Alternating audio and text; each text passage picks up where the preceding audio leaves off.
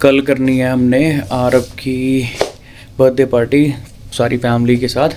तो अभी हम थोड़ी सी उसकी डेकोरेशन के लिए तैयार कर रहे हैं सामान। आरव सो रहा है तो इस वजह से इट्स बेटर कि अभी कर लें, बाद में उठ जाएगा तो फिर वो गुब्बारे देख के बच्चा खेलने में लग जाता है। ये देखो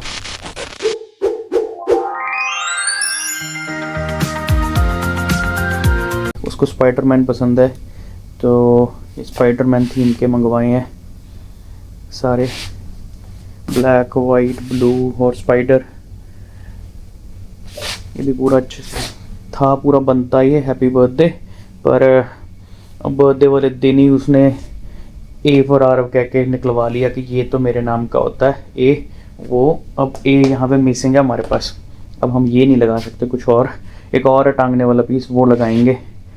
अभी तो इसको मैं देख रहा था कि शायद कई बार एक्स्ट्रा पीसेस आए होते हैं, पर पुराना भी कोई नहीं मिला, तो इसको उठाएंगे, इसको रखेंगे साइड में। और अभी मैं ये इसका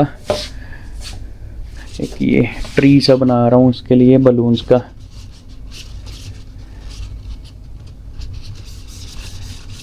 इसमें 6 साइड में छोटे छोटे लगने हैं और एक बीच में बड़ा। ये 5 इसके लग गए हैं। टिक जा भाई,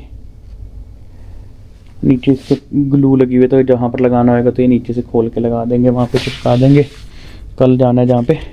और एक ये है इसके साथ का, ये एक बन गया है, बाकी इसके साइड के अभी बनाने हैं। सामान ये टेमू से मंगाया हुआ है हमने, तो अभी चल रही है इसकी तैयारी।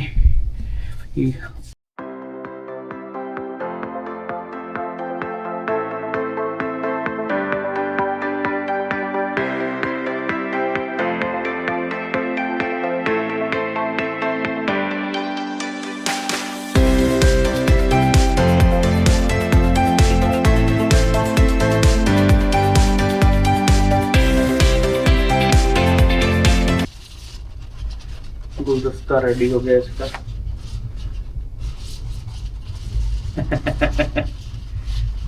नाइस, बढ़िया है। बस अभी टिका रहे। नीचे वाला ब्लू है ना, ये चेंज करना पड़ेगा। अच्छा, थीम के साथ नहीं जा रहा? नहीं, वो जो नीचे पड़े हैं ये, इनके अंदर भी ब्लू है। तो रहा है, ऊपर ब्लू लग गया ना।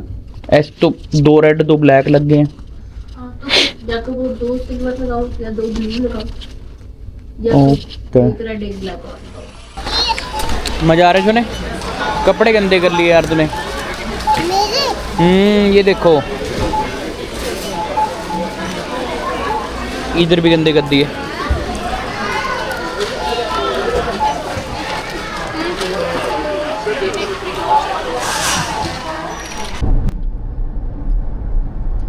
ओके, कॉस्को की शॉपिंग हो गई हमारी डन। आरव के लिए हमने कल की पार्टी के लिए केक बनवाया था यहाँ से, तो वो पिक करना था और थोड़े बहुत ही फ्रूट्स वगैरह लेने थे और थोड़ा सामान लेना था पार्टी के लिए, वो ले आए हैं। गेम अभी साक्षी और मेरी अभी पेंडिंग है। साक्षी कितना होगा बिल आज का? क्या क्या लिया आज? 250। Pretty close. थोड़ा थोड़ा ही सामान लिया ना, बड़े टाइम बाद जाके इस रेंज के पास जाके कॉस्को का बिल, क्योंकि अभी 4 दिन पहले एक रन लग चुका है कॉस्को का, इसलिए इतना बना है। फिर भी हाँ 265 हुए। पर अभी आरव गया है सो, उसके बर्थडे के लिए हम केक कॉस्को से जो लाए थे, हमने ब्लैंक कैनवस टाइप बनवा लिया था उनसे। इस साइडों से रेड कलर की टॉपिंग डलवा ली है इसकी, क्या बोलते हैं साक्षी इसको? Piping, icing. और अपने केक टॉपर्स वगैरह हम ले आए थे, तो हमने उनको बोला था कि भाई इसके ऊपर आप करना मत, कुछ भी कलाकारी है वो हम खुद कर लेंगे। अभी हम इसके लिए आरव के लिए बना रहे हैं क्योंकि वो सो गया, वो हम इजीली कर सकते हैं इसके ऊपर ना। हम प्रोडोमिनेंटली साक्षी, कि मेरे को लगता है मैं करूँगा तो ख़राब हो जाएगा, तो वो बनाएगी इसके ऊपर। कुछ केक टॉपर्स हैं हमारे पास हैप्पी बर्थडे वगैरह, और जैसे उसको स्पाइडरमैन पसंद है तो स्पाइडी वाले केक टॉपर्स हैं वो लगाएंगे हम। फिर इसको डेकोरेट करके इसको रख देंगे। टॉपर्स हम वहीं जाके लगाएंगे क्योंकि इसके साथ ये बंद नहीं होएगा। ऊपर से डेकोरेशन जो इसकी करनी है वो साक्षी भी कर लेगी। बाकी फिर हम कल उसको दिखाएंगे वहीं पर ही केक। Hopefully like sir. हम थोड़े से कप केक भी लाए थे, तो ये उसके लिए हमने मंगाया था कप केक स्टैंड। तो अभी मैं ये बनाता हूँ और इसको भी साइड में रख देंगे ऐसे ही बना के हम ना। बाकी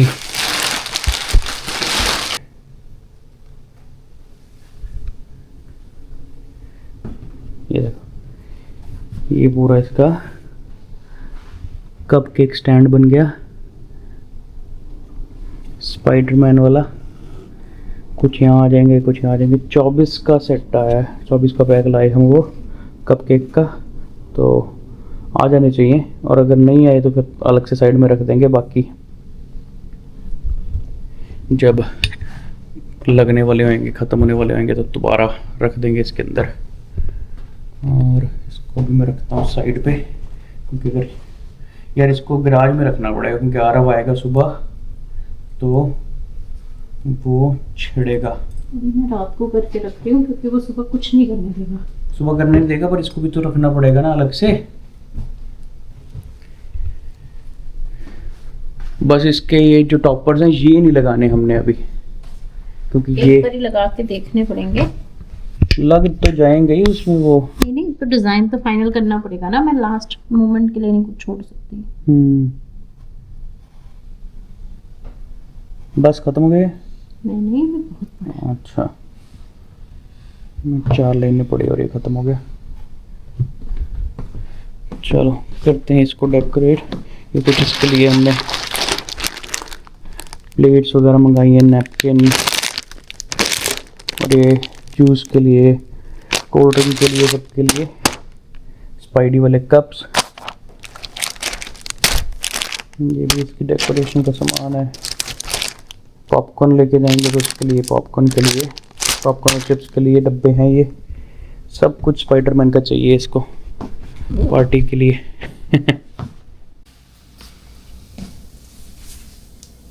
बढ़िया लग रहा है।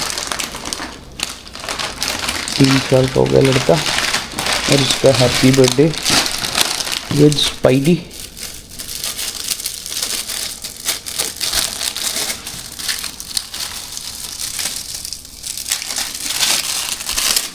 पाइपिंग पता नहीं कैसे बनाते हैं यार ये लोग, क्योंकि केक बहुत ज़्यादा मीठे होते हैं। अब अभी तो चल मैं मीठा खाता नहीं हूँ। जब मैं नया नया आया था 12 में, तब तक इंडिया में, तब तक तो मैं बहुत ज़्यादा मीठा खाता था। मैंने आने के बाद मीठा छोड़ दिया, इवेंचुअली बिल्कुल ही खाना बंद कर दिया। अब तो बहुत ही रेयर है, अब बर्थडे पर किसी के कोई खा लिया, बहुत रेयर। आई डोंट थिंक ये वाला मैं खाऊंगा भी कि नहीं। अपने बच्चे के बर्थडे पे केक नहीं खाओगे? जब था उस दिन मैंने खा लिया था, घर पे मम्मी ने हलवा बनाया था, मैंने वो खा लिया था हलवा कुछ ज़्यादा मीठा नहीं था। वो मम्मी घर पे जब बनाते हैं उनको पता ही है ना कि मैं कितना मीठा खाता हूँ, तो उतना मैंने खा लिया था। ये तो हद निरी चाशनी फ्रीज कर रखी लगती है मेरे को। ये क्या ट्राई कर रही हो तुम? डिजाइन बनाने का ट्राई कर रही हूँ। जिडैन बनाऊंगी। अब लगे हैं कुछ तो बनाएंगे। जिडैन बना क्या रही हो? तो मुझे भी नहीं पता, तभी तो बनाऊंगी। तभी तो सुबह के लिए नहीं छोड़ रही। हाँ, तो ये तुम फोटो खींच के रखोगी रात को? क्या कहाँ तो ये लेगा? ऐसे बंद नहीं हो जाएगा? नहीं बंद होएगा। You sure? हाँ, करके देखना। इतना तो ये इसके ऊपर ये है, इसको पकड़ो। आजा भाई, तुम आजा, इसको पकड़ो इधर से। ये वाला सब कुछ मैं ही पकड़ूं? हाँ हाँ,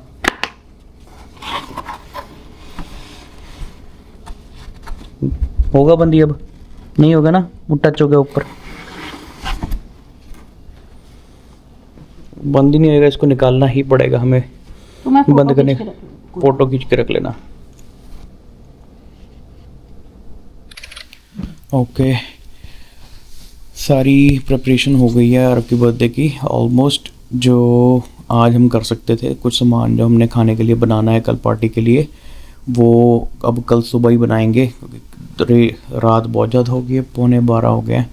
तो अभी हम आए हैं, थक तो गया, नीचे सारा कुछ सेटअप करके छुपा के दिया उसके लिए, ताकि वो सुबह उठे तो उसको ज़्यादा ओवरवेलमिंग ना हो जाए उसके लिए ना। तो अभी तो वो सो रहा है। तो या कल की पार्टी के लिए हम सब एक्साइटेड हैं।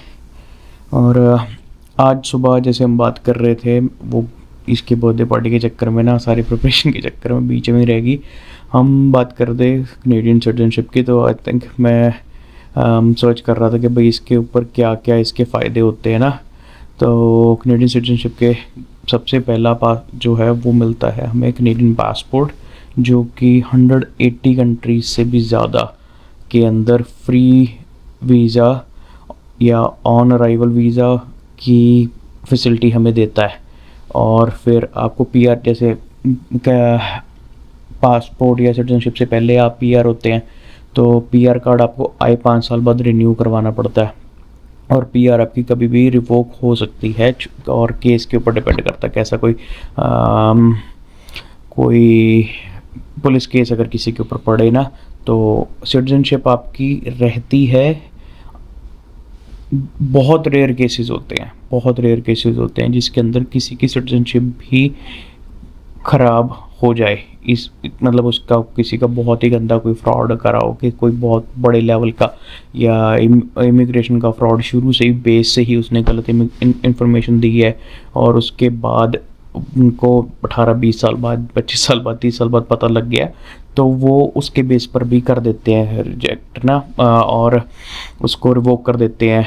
या फिर किसी की प्रॉब्लम हो, और वो प्रॉब्लम ऐसी हो जिसके अंदर कोई बहुत ही ज़्यादा बड़े लेवल का नेशनल थ्रेट क्रिएट हो रखा हो ना, तो उसकी वजह से फिर वो कर देते हैं, रिवोक कर देते हैं। तो मतलब बहुत रेयर केस होते हैं। जो एक इमिग्रेंट आता है हमारे जैसा ना इंडिया से, वो कोशिश करता है कि जितना बचा जा सके ऐसे कामों से, और पुलिस से और ऐसी चीज़ों से, और किसी भी कंट्री के अंदर आके उनके अगेंस्ट ना बोला जाए, अनलेस अनटिल, मतलब अगर हो ही बुरा रहा है तब तो सब बोलेंगे ही ना, पर और कोई ऐसे फ्रॉड ना काम करे जाए, ऐसी क्रिमिनल एक्टिविटीज़ के अंदर ना इन्वॉल्व हुआ जाए, तो उसके वही मेन रीज़न होते हैं। जो बहुत बड़े लेवल का किसी का कोई केस हो ना, उसकी वजह से करते हैं रिवोक। तो पीआर कार्ड और पीआर आपको वो थोड़े ज़्यादा छोटे लेवल के ऊपर भी कर देते हैं, उसके डिपेंड करता है जज के ऊपर कैसा है जज ना, तो वो कैसे उसको परसीव करते हैं किसी क्राइम को ना। तो दूसरा पॉइंट इसका ये है कि पीआर कार्ड के रिन्यूअल नहीं आपको बार बार करवाने पड़ते हैं, और पीआर की डिपोर्टेशन जो होती है, वो अगर पीआर कैंसिल कर दी, डिपोर्ट कर देंगे, तो डिपोर्टेशन से भी बचता है इंसान ना। और आप वोट दे सकते हैं, और वोट देने के साथ साथ आप वोट के अंदर जो इलेक्शन वोट जिसके मिल रहा है, इलेक्शन के लिए भी आप खड़े हो सकते हैं। आप इलेक्शन के लिए रन कर सकते हैं ऑफिस के लिए, चाहे वो म्यूनिसिपल है, चाहे वो प्रोविंशियल है, या चाहे वो फेडरल है। तीनों के लिए आप उस लेवल तक भी आप जा सकते हैं। वही जो उनकी रिक्वायरमेंट्स है, बाकी वो आपको फुलफिल करनी पड़ती हैं। कैनेडियन के लिए फेडरल ऑफिस के अंदर जाने के लिए आई थिंक आपको इंग्लिश और फ्रेंच दोनों आपकी फ्लुएंट होनी चाहिए, ताकि आप पूरे कनाडा को रिप्रेजेंट कर सको ना, और उनकी बात समझ सको। और या कुछ हाई सिक्योरिटी जॉब्स होती हैं जो मिलती ही सिटीजन्स को हैं, तो उनके लिए भी आपको एक तो ग्राउंड उनकी क्लियरेंस भी लेनी पड़ती है सिक्योरिटी की, और वो मिलती ही उनको जिनके पास कैनेडियन सिटीजनशिप होती है, तो वो काफ़ी स्ट्रिक्ट होती है। तो उसका पहला क्राइटेरिया उसका ये होता है कि आप कैनेडियन सिटीजन हो, तो तभी आप एलिजिबल हो जॉब के लिए, और वही सिक्योरिटी लेवल क्लियर करने के लिए अप्लाई कर सकते हो। अदरवाइज आप कर भी नहीं सकते। जॉब वो पहले देखते था, रिजेक्ट कर देते हैं कि ये बंदा सिटीजन नहीं है, तो और इसको सिक्योरिटी क्लियरेंस नहीं मिलेगी।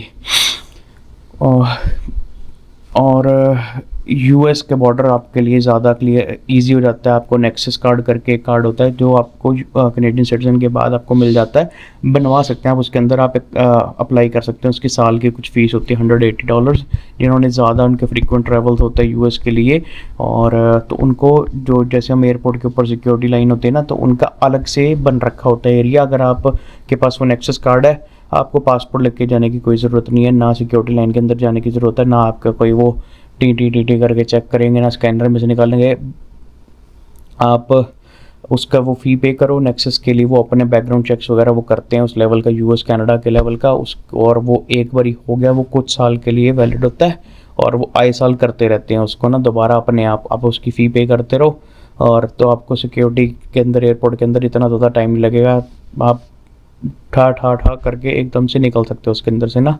तो वो जो सिक्योरिटी लाइन कभी कभी इतनी ज़्यादा बड़ी होती है, 1.5-2 घंटे लग जाते हैं, डिपेंडिंग कितने ज़्यादा ट्रैफिक और कौन से एयरपोर्ट पर है ना आप, तो उससे आप बचते हो। पर हमारा इतना कोई ख़ास फ्रीक्वेंट ट्रैवल नहीं है यूएस के लिए, तो और तो हम तो नहीं करेंगे उसके लिए अप्लाई। पर जिनका होता है एक, उनको रिक्वायर्ड होता है तो वो लोग करते भी हैं। जैसे मेरे जो ताया जी थे यहाँ पर, वो ऑयल एंड गैस के अंदर काफ़ी अच्छी पोजीशन के ऊपर इंजीनियर थे, सीनियर इंजीनियर थे। और तो वो बहुत ज़्यादा ट्रैवल करते यूएस के लिए, उनके पास नेक्सस कार्ड था। तो वो उनको ज़रूरी था क्योंकि ट्रैवल बहुत ज़्यादा करना होता था, और वो जिस लेवल पर वो काम करते थे उस लेवल पर उनके लिए टाइम बहुत मैटर करता था कि भाई टाइम टू टाइम निकलना है, और फ़्लाइट से जाना है सीधा वहाँ जाके प्राइवेट प्लेन मिलते होते थे उनको, और वो यहाँ से लेके जाना है और वो सीधा उनको वहाँ पे उतारेगा। तो वो प्राइवेट वालों के लिए और ज़्यादा थोड़े प्रोसेस अलग होता है। तो या पर हमारा इतना ज़्यादा फ्रीक्वेंट ट्रैवल नहीं है, तो हमारे लिए नॉर्मल टाइम भी बहुत है। और आप डुअल सिटीजनशिप आप कर सकते हो। ऐसा कनाडा अलाउ करता है अगर आपके पास आप किसी और कंट्री से आए, जैसे हम इंडिया से आए हैं, हम अप्लाई कर रहे हैं कनेडियन सिटीजनशिप, अप्रूव हो जाए, सब कुछ हो जाए, हम कनेडियन पासपोर्ट ले लें, कनाडा के अकॉर्डिंग हमें ज़रूरत नहीं है अपनी इंडिया वाली सिटीजनशिप छोड़ने की। पर इंडिया का रूल ये कहता है कि आप इंडिया की छोड़ के किसी और कंट्री की सिटीजनशिप आप लेते हो, चाहे वो यूएस है, चाहे कनाडा है, चाहे इंग्लैंड है, चाहे वो है ऑस्ट्रेलिया है, आप ऑटोमेटिकली आपकी इंडिया वाली आपकी कैंसिल हो जाती है। तो आपको उसका प्रोसेस आगे फॉलो करना पड़ता है, सरेंडर करना पड़ता है पासपोर्ट, सारा कुछ। इंडिया नहीं अलाउ करता डुअल सिटीजनशिप ना, किसी भी कंट्री के साथ नहीं करता, पर कनाडा करता है। तो अभी जैसे हम कनाडा में रहते हैं, तो हम कुछ साल बाद फॉर एग्जांपल अगर हम यूएस चले जाएं, वहाँ के हिसाब से ग्रीन कार्ड लें, फिर वहाँ के हिसाब से हम सिटीजनशिप के लिए अप्लाई करें, और कुछ सालों में वहाँ पे सिटीज़न हो जाएं, तो हमें कनाडा वाली सिटीजनशिप छोड़ने की ज़रूरत नहीं है, इंडिया वाली हमें छोड़नी पड़ेगी, क्योंकि इंडिया नहीं अलाउ करता डुअल सिटीजनशिप। कनाडा करता है, यूएस करता है, ऑस्ट्रेलिया, न्यूजीलैंड, बड़ी सारी कंट्रीज़ करती हैं। पर जैसे हमारे पास इंडियन पासपोर्ट था पहले मेरे पास, आप साक्षी के पास भी है, तो अब ये वाला कैंसिल कराना पड़ेगा हमें ना, उसका अलग से एक और प्रोसेस होता है, वो भी करेंगे, उसके ऊपर भी बात करेंगे बाद में। और डुअल सिटीजनशिप है, बाकी तो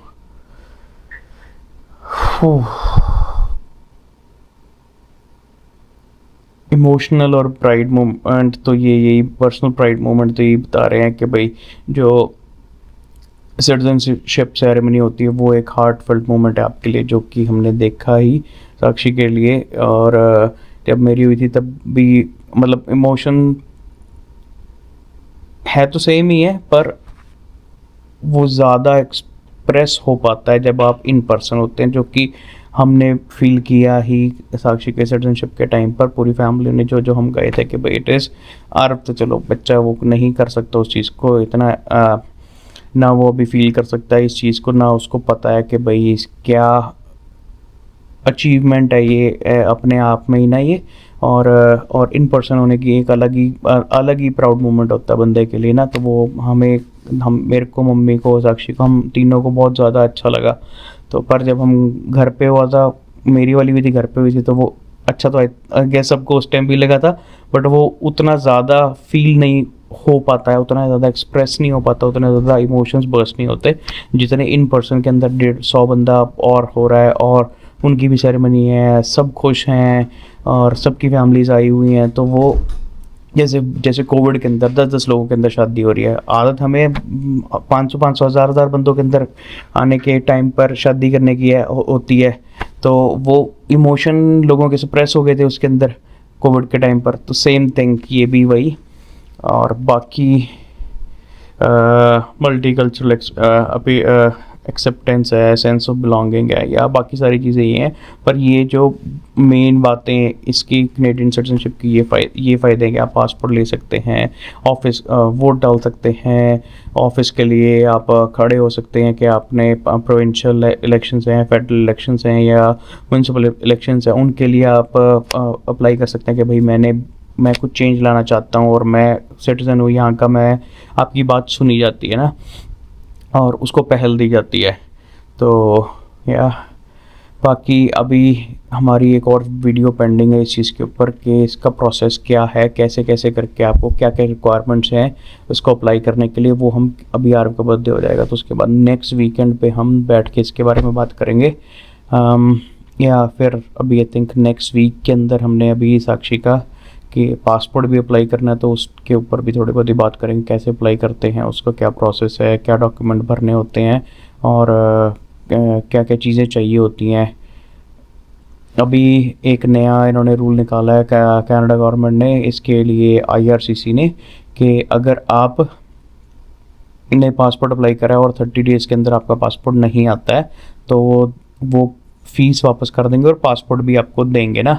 और जो जितने भी देर का आपने, जैसे 2 ऑप्शन है 5 ईयर्स और 10 ईयर्स ना, तो आपने जो सा भी ऑप्शन के लिए पे करा है, अगर वो 30 डेज़ के अंदर आपको डिलीवर नहीं होता तो वो फ्री आपका पासपोर्ट ना, दिल cover the fees for that. तो दैट मीन्स के वो चाहते हैं कि आपका पासपोर्ट और उनका डिपार्टमेंट इतनी जल्दी काम करे, इतना एफिशिएंट हो कि वो 30 डेज़ के अंदर डिलीवर कर देना। और अभी हमारा कोई खास अभी ट्रैवल का कोई प्लान भी नहीं है, तो 30 डेज़ मोर देन इनफ। अभी हम नेक्स्ट वीक अप्लाई करेंगे तो अभी जून में आ जाना चाहिए पासपोर्ट ना।